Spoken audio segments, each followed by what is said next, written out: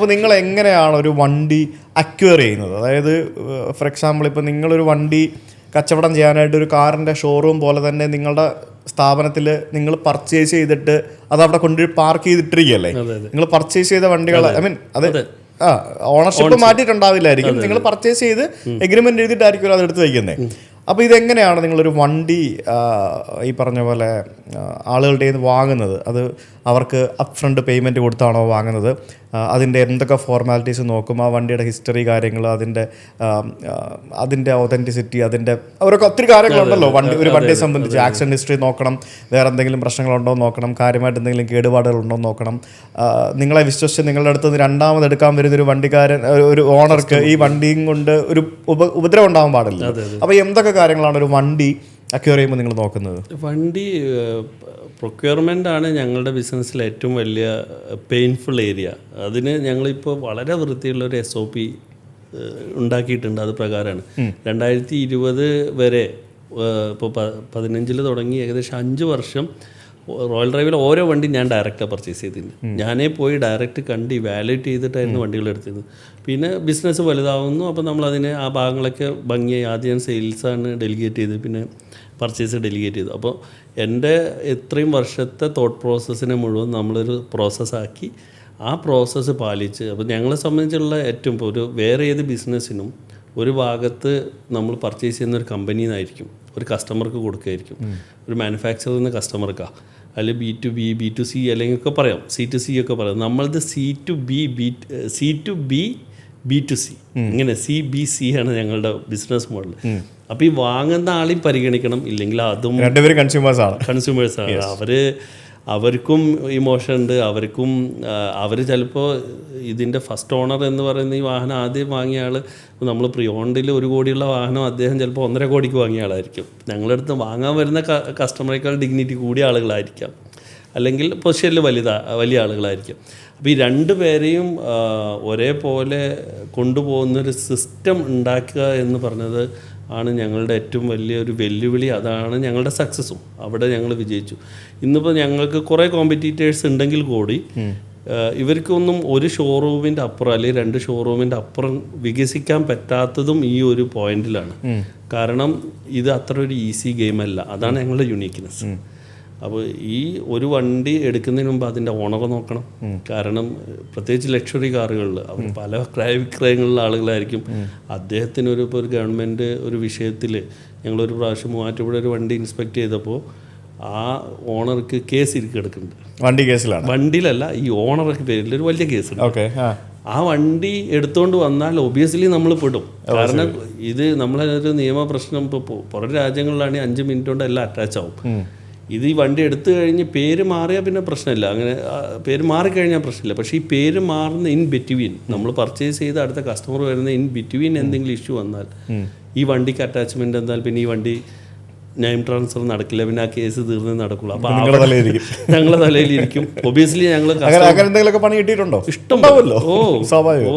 അത് നമ്മൾ ഈ കണ്ണ് ഡോക്ടറെ കുറിച്ച് പറയും പോലെ കുറേ കണ്ണ് കേട് വരുമ്പോഴാണ് നല്ല കണ്ണ് ഡോക്ടർ ആവാന്ന് പറയുന്ന പോലെ ഇത്തരം ബുദ്ധിമുട്ടുകൾ നമ്മളെ ലൈഫിൽ പണ്ട് വന്നതിന് നമ്മൾ ഇനി വരാതിരിക്കാൻ എന്തെല്ലാം എന്നുള്ള പ്രോസസ്സ് ഇട്ടിട്ടാണ് നമ്മൾ മുന്നോട്ട് പോയിക്കൊണ്ടിരിക്കുന്നത്.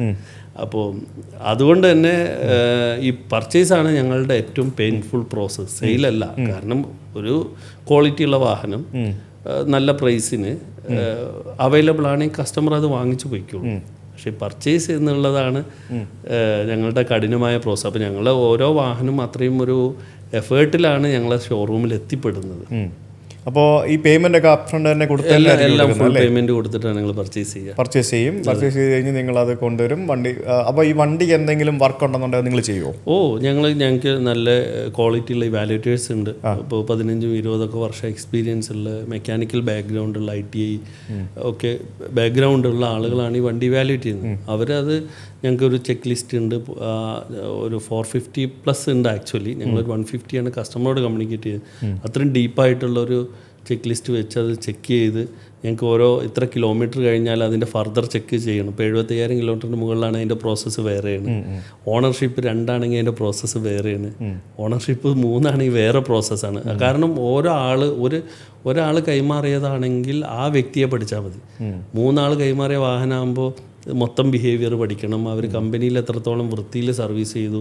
ചില ആളുകൾ കമ്പനി ഓയിൽ സർവീസ് മാത്രം നടത്തും, ബാക്കിയുള്ളതൊക്കെ ഡിനേ ചെയ്തു പോകുന്ന ആളുകളുണ്ട്. അപ്പോൾ നമുക്ക് ആ ഹിസ്റ്ററി എടുക്കുന്നതോടുകൂടി അറിയാം. പിന്നെ അതിലും ഇപ്പോഴത്തെ ഏറ്റവും വലിയ ബുദ്ധിമുട്ട് ഇതൊന്നും ഇല്ലാതെ ഇപ്പോൾ ഒരു ആക്സിഡൻറ്റ് കേസ് ഉണ്ടായി, പുറത്ത് കൊണ്ടുപോയിട്ട് വർക്ക്ഷോപ്പിൽ പണിയെടുക്കും, ഹിസ്റ്ററിയിൽ വരില്ല. അപ്പോൾ അതിനെ ചെക്ക് ചെയ്യാനുള്ള സംവിധാനം വേണം. കാരണം നമ്മളൊരു കസ്റ്റമറോട് പറയുന്നത് ഈ വാഹനത്തിന് ആക്സിഡൻറ്റ് ഇല്ല എന്നൊരു കസ്റ്റമർക്ക് പറഞ്ഞു കൊടുത്താൽ തീർച്ചയായിട്ടും പിന്നെ അതിന് ആക്സിഡൻറ്റ് ഉണ്ടാവാൻ പാടില്ല. ആ ഉത്തരവാദിത്തം ഞങ്ങളെ മുകളിലായി. ആക്സിഡന്റ് എന്ന് പറയുമ്പോൾ മേജർ ഡാമേജുകൾ, ഇപ്പോൾ അല്ല അത്, പക്ഷെ അതാണെങ്കിൽ ഞങ്ങളത് പറഞ്ഞു കൊടുക്കും. ഇപ്പോൾ ബമ്പർ റീപ്ലേസ് ഉണ്ട്, ഞങ്ങൾ പറയും ഇതിൻ്റെ ഫ്രണ്ട് ബമ്പർ റീപ്ലേസ് ആണ്, ഹെഡ്ലൈറ്റ് റീപ്ലേസ് ആണ്, അല്ലെങ്കിൽ ഹുഡ് റീപ്ലേസ് ആണെന്ന് നമ്മൾ കമ്മ്യൂണിക്കേറ്റ് ചെയ്യും. പക്ഷേ ഇതല്ലാത്ത സ്ട്രക്ചറൽ ഡാമേജുകൾ വന്നാൽ, പക്ഷേ ഇതിലൊക്കെ ഇപ്പോൾ ലക്ഷറിയിൽ ഇതെല്ലാം അതിൻ്റെ പ്രൈസിനെ ബാധിക്കും. സംഗതി ഹെഡ്ലൈറ്റ് ആണെങ്കിൽ കൂടി നമ്മുടെ കേരളത്തിൽ അതൊക്കെ സെൻസിറ്റീവാണ്. ഇപ്പോൾ ഒരു മുംബൈയിലും ഡൽഹിയിലൊക്കെ ആണെങ്കിൽ ഒരു സൈഡ് മൊത്തം പെയിൻ്റ് അടിച്ചാൽ പ്രശ്നമില്ല. ഇവിടെ അതിന് മീറ്റർ വെച്ച് നോക്കി പലതായിട്ട് ഉള്ള കാര്യങ്ങളൊക്കെ അത് അത്ര സെൻസിറ്റീവാണ്. തിരിച്ച് നമ്മളെ കേരളത്തിൽ എല്ലാവരും വണ്ടികൾ നോക്കുന്നത് അപ്രകാരമാണ്. അത്രയും ഒരു മക്കളെ നോക്കും പോലെ, അല്ലെങ്കിൽ വളരെ സെൻസിറ്റീവായിട്ടാണ് വാഹനങ്ങൾ കാണുന്നത്. അപ്പോൾ ഈ പറഞ്ഞതുപോലെയുള്ള ഒരു പ്രോസസ്സിലൂടെയാണ് ഇത് പർച്ചേസ് എന്ന് പറയുന്നത് നടന്നു പോകുന്നത്. ഇപ്പം ഞങ്ങൾക്ക് ഇതിൽ എത്രത്തോളം ഇപ്പോൾ വെഹിക്കിൾ ഹിസ്റ്ററി ഉണ്ട്. ഇപ്പോൾ ലാസ്റ്റ് ഒരു 1 year ബിഫോർ ഒരു കസ്റ്റമർ 18 lakhിൻ്റെ ക്ലെയിം ഉണ്ട്. കസ്റ്റമറാണ് ഞാൻ പറയുന്നത്. ഇൻഷുറൻസിൽ 18 lakhിൽ അദ്ദേഹം ക്ലെയിം ചെയ്തിട്ടുണ്ട്.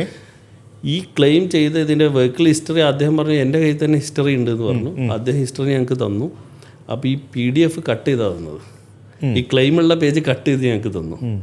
പക്ഷേ ഞങ്ങൾ കസ്റ്റമർ തന്നാൽ ഞങ്ങൾ ക്രോസ് വെരിഫിക്കേഷന് പോയപ്പോൾ കണ്ടു. അപ്പോൾ അദ്ദേഹം പറഞ്ഞു ഇല്ല ഞാൻ അറിഞ്ഞിട്ടില്ല, ഡ്രൈവറായി എന്ന് സംഭവം ഒരിക്കലും ഇല്ല. ഒരു 18 ലക്ഷത്തിൻ്റെ ക്ലെയിം മിനിമം ഒരു 3 മാസം വണ്ടി വർക്ക്ഷോപ്പിൽ നിൽക്കേണ്ടി വരും.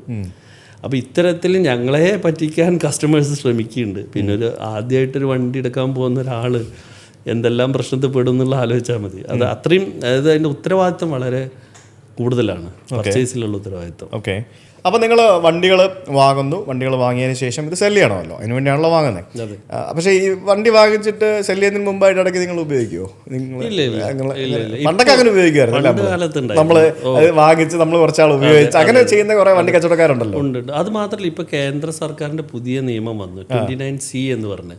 ഇപ്പോൾ കേരളത്തിൽ ആദ്യമായിട്ട് റോൾ ഡ്രൈവ് ആണ് അത് ആ സർട്ടിഫിക്കേഷൻ കിട്ടിയത്. എന്താണത്? ഗണേഷ് ജിയുടെ കയ്യിൽ നിന്ന് നമ്മളത് വാങ്ങി. ഓക്കെ.